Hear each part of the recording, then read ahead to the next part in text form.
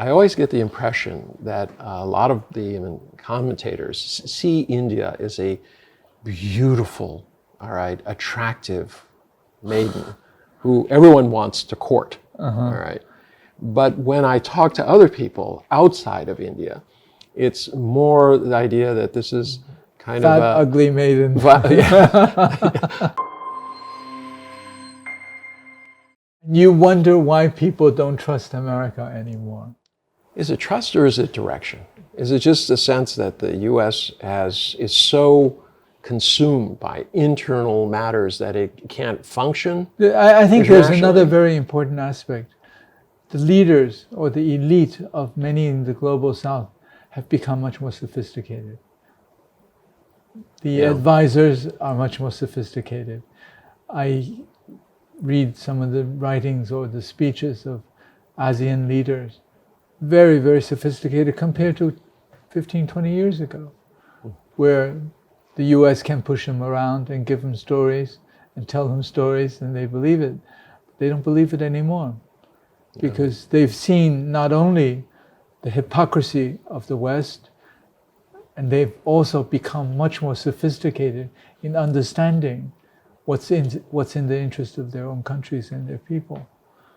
Along the economic line, I mean, a lot of people talk about Vietnam and other parts of ASEAN as being replacement for China. I think Vietnam is doing well. They played it very well. They're friendly with the U.S. They're somewhat friendly with China and Russia. I mean, they're playing it in the middle. I mean, and this to me is the interesting part. This kind of active non-alignment. That's right. I mean, they're engaging everybody, but they're not jumping on anyone's side. Or India as well. Yeah, India is playing many sides at the same time. Yeah, but India, I always think, when I appear a lot on Indian TV, and I always get the impression that a lot of the commentators see India as a beautiful, all right, attractive maiden who everyone wants to court, all right. But when I talk to other people outside of India, it's more the idea that this is kind fat, of a ugly maiden. Yes, a fat, ugly maiden who's just too large to ignore. That's right. But I mean, India, apart from the humor, India is really going its own way. It has openly defied the U.S. on Russia. Continues to import missiles and oil from Russia. The only spot that's hard to figure out is the enmity with China. And it's, this border thing has been going on forever.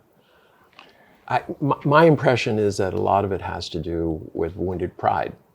That there was in 1962. Humiliation, 1962, depending on whose side. I mean, the Chinese and most of history says that the Indians were wiped out. Well, they made a foray. They That's right. made an aggressive move. There was a response by the Chinese PLA, which was humiliating. They had to surrender. There were a lot of loss of lives. In terms of India and China, I think humiliation of 1962 was one. But there's another very significant humiliation. India is proud of being the biggest democracy in the world in terms of population, and it hasn't achieved anything for its people. 40 years ago, the Chinese GDP per capita was $1 above that of per capita GDP of India. Today, per capita GDP of China is 500% of that of India. Yeah, but why isn't India moving? I mean, Modi is a strong leader. They for a long time, people said there are just no strong leaders. Now they have a strong leader. He pushes a very, very radical, or at least he dances on the line with the RSS and its Hindutva. But there are 260 million Muslims who are not very happy. Right. There was a statement by the RSS spokesperson, basically saying, kill them all. Or, That's right. No, I'm sorry. That was somebody else. That was a cleric. He basically went after, Muhammad. That's right. Which is, like going after Jesus Christ in the United States. Yeah. It was not received well by the GCC, who unanimously. Mm-hmm. I mean, this is a Condemned. group. That's right. This is a group that only gets together on oil prices. Everything else, well, let's have a little war.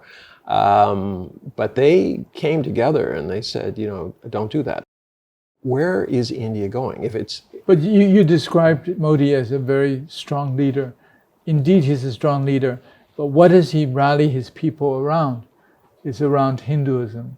It's around not... So it's faith-based. Yeah, it's faith-based. And that's very dangerous in a country such as India.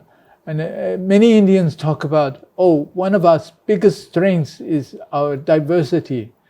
I went to a dinner with he was the previous ambassador and somebody who was very high in the government, and I kept asking him, what is India's plan? And he kept replying, it's our diversity. I said, that's a characteristic, it's not a plan. Mm-hmm. And through the night he repeated and said to me on a number of occasions, he says, Einar, you just don't understand. You have a Western mentality.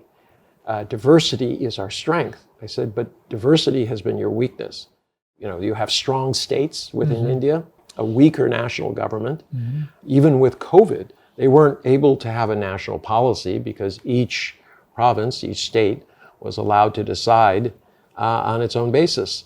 So, I mean, and that goes, there are a lot of economic issues. Modi said he was going to come in and create a strong national government. For the first few years, remember, it was about, I don't have the upper currency house. And so on. He was going to do all these things, right. But he said he didn't do it because he didn't have the upper house, the Lok Sabha, their parliament. Then he got it, but nothing has happened. He actually won a pretty good landslide in the last election. Mm-hmm. The people are supporting him. Despite the fact that they had the farmers, protesting and blocking the roads and things like this, trying to point to their own problems.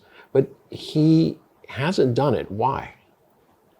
I think it's the structure of governance, this pride of democracy, this pride. So like you said, there's no plan. There's no medium-term, no longer-term plan. It's all short-term for political votes. For developing countries, that's killer. Yeah. And India there's another opportunism in terms of playing among the big powers. India has said that they're going to do away with their wheat exports. Mm-hmm. Then they softened it, but they're not selling any wheat. No. There's nothing going out of the ports. No. They just took off saying that we won't do it. They're obviously struggling with climate change. Climate change, absolutely. It just wiped out, it just literally baked the seeds into the ground. Yeah. I mean, there's nothing when you're above 50. 55 degrees centigrade on the ground. You can't grow anything. It becomes a desert. How do you deal with 1.4 billion people that has hungry. To be fed? Yeah. Yeah. And that's a real question. They're going to have to buy. They're not in a good financial situation. It's really hard to see how this goes.